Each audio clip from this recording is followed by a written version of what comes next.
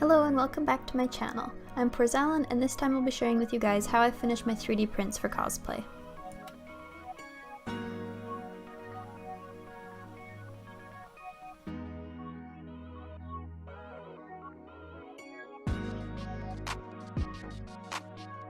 Here are some of the things that you'll need.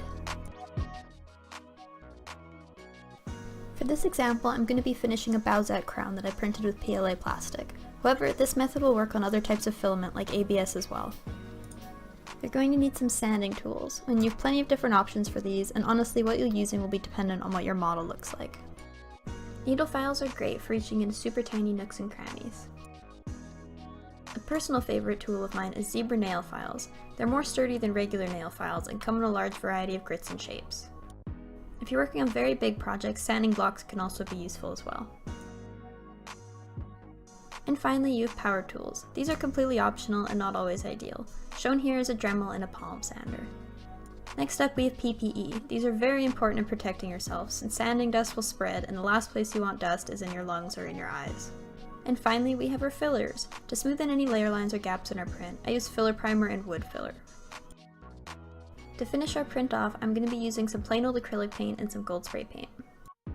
To start, I go over the entire print with an 80 grit zebra nail file. This will be very useful for taking off any extra blobs and help make the layer lines disappear. Curved edges are especially bad for showing layer lines, so it's important to take your time and really smooth out the plastic in those areas.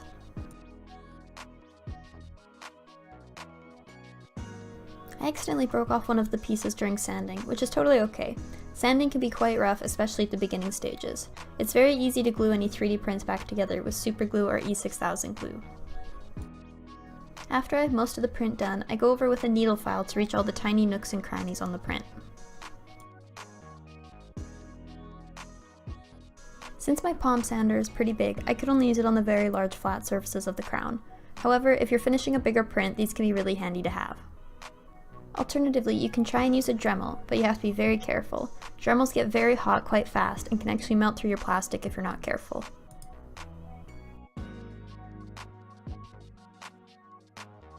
After going over the entire print, we give it a good wash with some soap and water. We want to try and remove as much dust as possible before we give it our first coat of filler primer.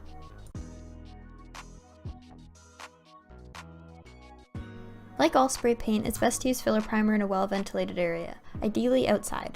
But since I live in Canada, where it's winter for 10 months of the year, the best I can do is a garage with a half-open door. It's important to make sure your layers are fairly thick since you want them to be filling in the gaps of your print. Of course, you don't want them to be so thick that the primer begins to drip. While you wait for that to dry, go pet your cat. This is Nidalee, by the way.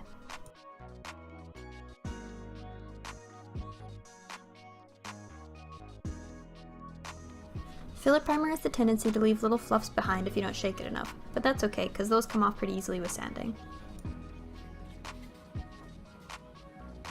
Once our filler primer coat has fully dried, it's time to wet sand. Wet sanding isn't to take off material, but to help smooth the surface. Plus, it helps keep the dust to a minimum if it's contained in water.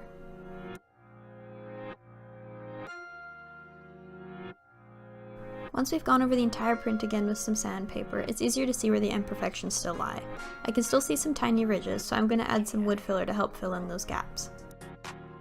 Since the wood filler I'm using is non-toxic, I'm just going to be using my fingers to smooth it out. However, if you're using something like Bondo, please make sure to wear gloves to protect your skin.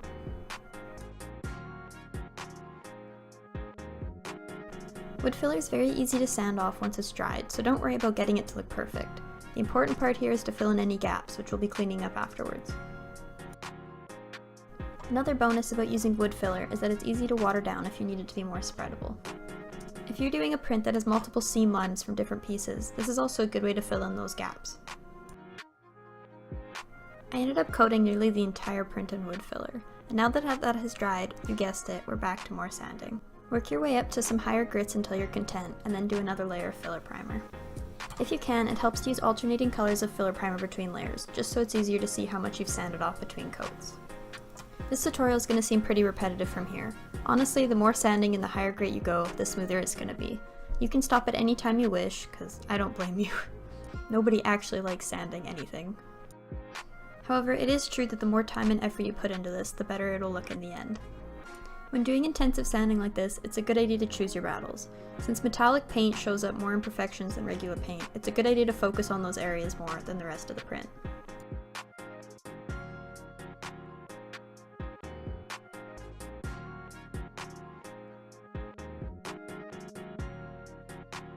If your cat is kinda dumb like mine, make sure you hide your dirty sanding water or she'll attempt to drink it.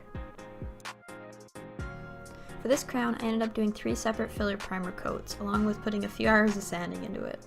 Again, you can put as much or as little effort into sanding as you want, and technically just keep on going up forever for higher grids.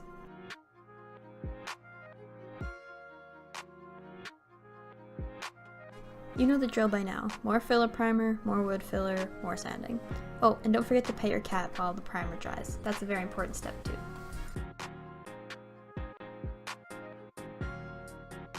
To finish it off, I gave it another final wet sand over the entire thing with the highest grit sandpaper I had, which happened to be 400.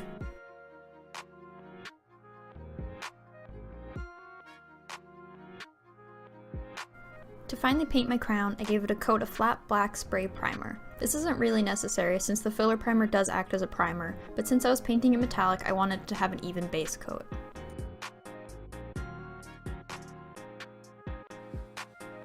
You can see pretty clearly on the flat black that there are still a few imperfections on the print, but at this point I was too sick of sanding to really care anymore.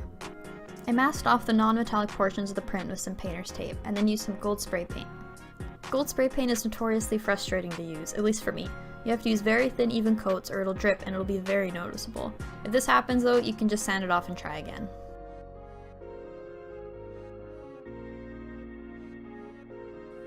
And here's our print now.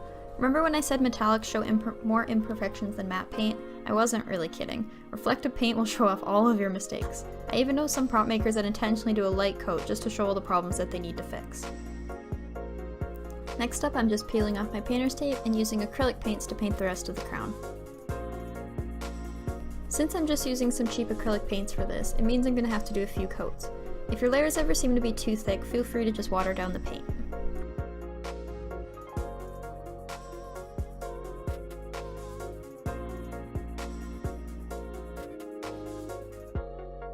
For the dots on her crown, I just made a little template with some paper to mark it out with a pencil.